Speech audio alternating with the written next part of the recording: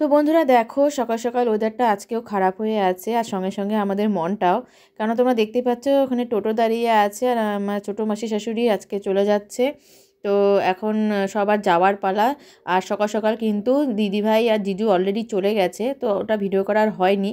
তো এখন ছোটো মাসি শাশুড়ি চলে গেল, আর নেক্সট দিন কিন্তু আমাদের ট্রেন।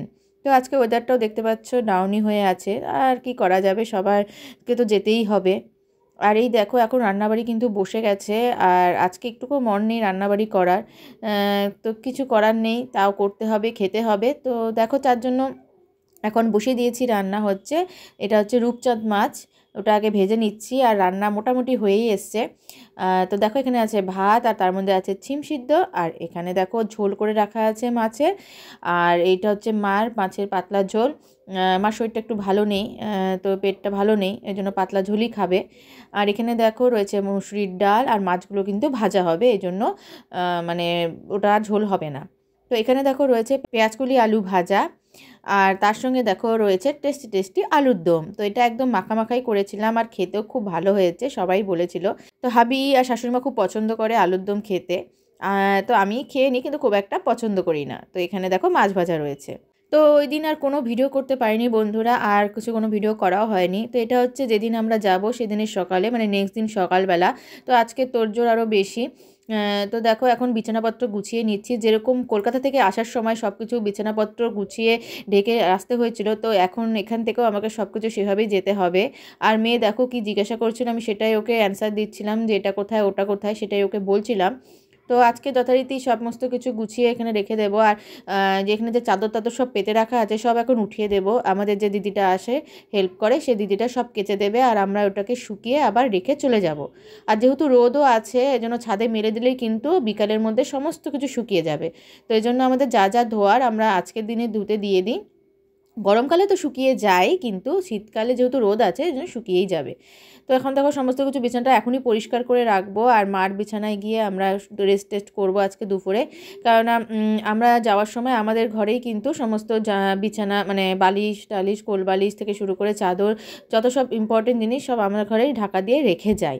তো এই জন্য এখনই বিছানাটা গুছিয়ে রাখলে আমার সুবিধা হবে, পরে আর সেটা ঝামেলা হবে না। আর লাস্টে গিয়ে না খুব মানে তাড়াহুড়ো লেগে যায়। তো সেই কারণে আগের থেকেই আজকে সমস্ত কাজ কমপ্লিট করে রাখবো, সেটাই ভেবে রেখেছি। তো এখন দেখো এই কম্বলটা তোমরা দেখতে পাচ্ছ, এই কম্বলটা হচ্ছে আমার খুব পছন্দের, এটা বিয়েতে গিফট পাওয়া। আমারই খুব কাছের এক কাকিমা কাকুরা গিফট করেছিল। তো সেই কম্বলটা কোনো দিন গায়ে দেওয়াই হয় না, যেহেতু আমরা শীতকালে আসি না। কিন্তু এইবার যখন এসেছি আর ঠান্ডাও পড়েছে, তো সঙ্গে সঙ্গে কম্বলটাও বার করে নিয়েছে, আর একটু গায়ে দেওয়াও হয়ে গেল। আর এই কম্বলটা কিন্তু দুদিকেই গায়ে দেওয়া যায়, তো খুবই ভালো, আর খুব নরম, আর হচ্ছে খুব গরমও। আর দেখো আমি একদম প্যাক করে রেখে যাব। আর এই মানে এই ব্যাগের চেনটা একটু ডিস্টার্ব করছিল, তো একটা ভেঙে গেছে, তো আরেকটা দিয়ে আমি খুঁটছিলাম, ওটা দিয়ে আস্তে আস্তে করে আমি লাগিয়ে রেখেছি। আর এটা অনেক দিনই তো হয়ে গেল, বুঝতেই পারছো, এভাবেই পড়ে আছে। আর কোনো জিনিস ইউজ না করতে করতেই কিন্তু খারাপ হয়ে যায়। তো ব্যাগের চেনটা এমনি থাকতে থাকতেই কিন্তু মানে ভেঙে গেছে একটা, আর একটা কিন্তু রয়েছে। তো আমি একদম সেট করে দিয়ে সমস্ত কিছু গুছিয়ে টুছিয়ে দিয়ে তারপর আমি এই ঘর থেকে যাব।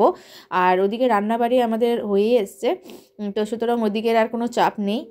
তো এদিকে যা যা গোছানো সমস্ত কিছু এখন চটপট কমপ্লিট করে নেব। আর তারপর কাপড় টাপড় সব উপরে মেলতেও হবে, যাতে তাড়াতাড়ি করে শুকিয়ে যায়, যেগুলো কালকে কেচেছিল। তো চলো এখন এদিকে হলো, এখন সোজা চলে এসেছি ছাদে। তো ছাদে এখন যেগুলো কাপড় কালকে শুকায়নি সেগুলো আগে মেলে দেবো, তারপর মাসিটা যখন কেচে নেবে একটু পরে, তখন আবার সেই জামা কাপড়গুলোও মেলতে হবে। তো এগুলো এখন তাড়াতাড়ি করে একটু শুকিয়ে যাক। আর তোমরা দেখতে পাচ্ছ একটু রোদও উঠেছে, আবার রোদের সঙ্গে সঙ্গে হালকা মেঘলা মেঘলা ভাবও রয়েছে।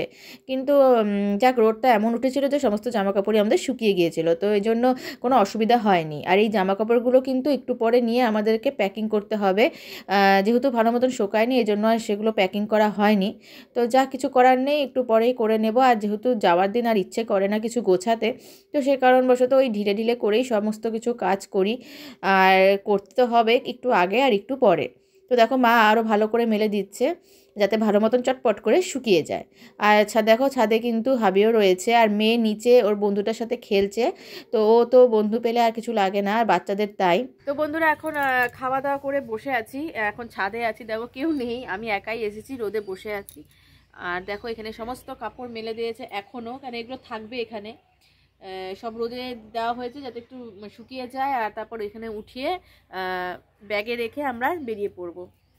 তো একটু অন্ধকার হয়তো লাগতে পারে মুখটা, কারণ আমি রোদে দিয়ে পিছনে বসে আছি, তো এই জন্য আলো আলো মুখটা হচ্ছে না, করার নেই। তো ভাবলাম তোমাদের সাথে একটুখানি কথা বলি। তো মনটা সবারই খারাপ, কেন যখন আমরা চলে যাই সবাইকে এখানে রেখে দূরে চলে যাই, তো যার জন্য মনটা সবার খুব খারাপ থাকে, কিন্তু থাকতেই হয়, যেতেই হয়, কিছু করার থাকে না। তো ভাবলাম একটু রোদে বসে নিই, রোদে বসে তারপর গিয়ে বাকি প্যাকিং একটু বাকি আছে করে, আর বিকালে 5:30টার মধ্যে আমরা বেরিয়ে যাব, স্টেশনে যাব, কারণ ওখান থেকে ট্রেন ধরে তারপরে এনজিপি, ওখান থেকে ট্রেন আছে 8:30টায় দার্জিলিং মেল। হয়ে গেল ঘোরা, আবার হয়তো 6 মাস পরে আসা।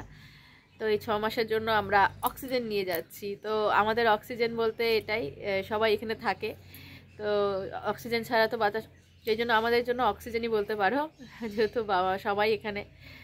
তো যাই হোক, এখন 6 মাসের জন্য একদম ফিক্সড ওখানে, আর কোনো ইমার্জেন্সি বা কোনো কিছু দরকার হলে তাহলেই মানে তার আগে হয়তো আসতে পারি, তাছাড়া আমরা 6 মাসের আগে আসবো না।